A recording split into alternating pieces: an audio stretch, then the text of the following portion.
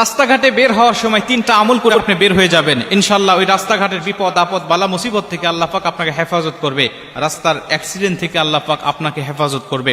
আপনি বের হওয়ার সময় আমলটা করবেন, আপনার সন্তানদেরকে বের করা দেওয়ার সময়ও আপনি এই আমলগুলো করাইয়া তারপরে বের করে দিবেন। কারণ আজকে আমাদের সমাজে আমাদের রাস্তাঘাটে দেখা যায় এতটাই অ্যাক্সিডেন্টটা বেড়ে গিয়েছে, রাস্তাঘাটে আপনি নিজে সচেতন হয়ে চললেও দেখা যাচ্ছে যে আপনি অ্যাক্সিডেন্ট হতে পারেন যে কোনো মুহূর্তে, অন্য গাড়ি বা অন্য কেউ আপনাকে অ্যাক্সিডেন্ট করে দিতে পারে। এই জন্য নবীজির শিখানো এই দোয়াগুলো, এই নিয়মগুলো পাঠ করে যদি আমি রাস্তাঘাটে চলতে পারি তাহলে আল্লাহ পাক অবশ্যই আমাকে হেফাজত করবে। যদি কোনোভাবেই অ্যাক্সিডেন্ট হয়েও যায় আল্লাহ পাক অবশ্যই এই অ্যাক্সিডেন্টটা আমার শহীদি মরণের কারণ করতে পারে। এজন্য এই দোয়াগুলো, এই নিয়মগুলো অবশ্যই আমাদেরকে পালন করা উচিত।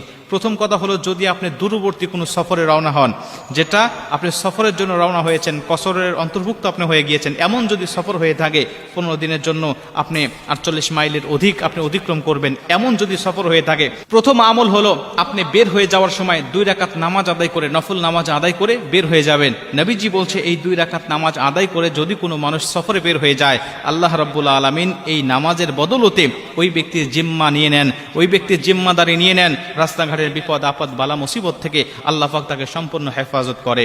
2 নম্বরে, আপনি রাস্তাঘাটে বের হওয়ার সময় যদি সফরটা আপনার কাছে হোক অথবা দূরে হোক, বাড়ি থেকে যখন বের হয়ে যাবেন তখনই আপনি আল্লাহর উপরে তাওয়াক্কুল করে বের হবেন।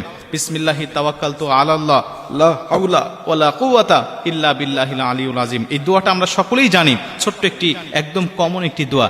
বিসমিল্লাহি তাওয়াক্কালতু আলাল্লাহ লা হাওলা ওয়ালা কুওয়াতা ইল্লা বিল্লাহ। আমি আল্লাহর নামে বের হচ্ছি, আল্লাহর নামে তাওয়াক্কুল করে আমি আল্লাহর উপরে সুফর্দ করে আমি বের হয়ে যাচ্ছি। আপনি পড়তে পারেন, আপনি পড়লেন, আপনার সন্তান পড়তে পারে না, ছোট মানুষ, আপনি তাকে পড়ায়া দিলেন, আপনি তাকে পাঠ করায়া দিলেন, সন্তানকে স্কুলে বের করে দিচ্ছেন, বাজারঘাটে বের করে দিচ্ছেন, আপনি তার সামনে দেখে নিয়ে আপনি পড়াবেন তাকে, বাবা তুমি পড়ো বিসমিল্লাহ তাওয়াক্কালতু আলাল্লাহ লা হাওলা ওয়ালা কুওয়াতা ইল্লা বিল্লাহ। আল্লাহ পাক স্বয়ং নিজে আপনার সন্তানের জিম্মাদারি নিয়ে নেবেন, আল্লাহ পাক স্বয়ং নিজে তাকে সমস্ত বিপদ অনিষ্টতা থেকে আল্লাহ পাক তাকে হেফাজত করবে। এর জন্য এই দোয়াটা পাঠ করতে আমরা কখনোই ভুলবো না। 3 নম্বরে, আপনি যদি কোনো যানবাহনে উঠবেন, বাসা থেকে বের হয়ে আসছেন, নিচে এসে আপনি যানবাহনে উঠবেন, এই যানবাহনে ওঠার সময় অবশ্যই আপনি ওই দোয়াটা পাঠ করবেন, পবিত্র কোরআনে শেখানো বিসমিল্লাহি মাজরিহা ওয়া মুরসাহা ইন্না রাব্বি লাগাফুরুর রহিম। এই দোয়াটা আপনারা বেশি বেশি পাঠ করবেন। এটা পাঠ করলে আল্লাহ রাব্বুল আলামিন আমাদের কবুল করবেন। আরেকটি দোয়ার কথা পাওয়া যায়, সেটা হলো সুবহানাল্লাযী সাখখারা লানা হাযা ওয়া মা কুন্না লাহু মুকরিনিন। সুবহানাল্লাযী সাখখারা লানা হাযা ওয়া মা কুন্না লাহু মুকরিনিন। আপনি যখন কোনো যানবাহনে উঠবেন, এই আয়াতের অর্থটা হলো, হে আল্লাহ, আপনি যে যানবাহনটা উঠতে চাচ্ছি বা যে যানবাহনটা আমি চড়বো এখন, এই যানবাহন আমার অন্তর্ভুক্ত বা আমার আয়ত্তে নিয়ে আসার ক্ষমতা আমার ছিল না, তুমি আমার এটা বশীভূত করে দিয়েছো, এজন্য আমি এই যানবাহনটা চলাতে পারতেছি। এজন্য তুমি এই যানবাহনটাকে বিপদ আপদ বালা মুসিবত, রাস্তাঘাটের বিভিন্ন বালা মুসিবত থেকে তুমি হেফাজত করো।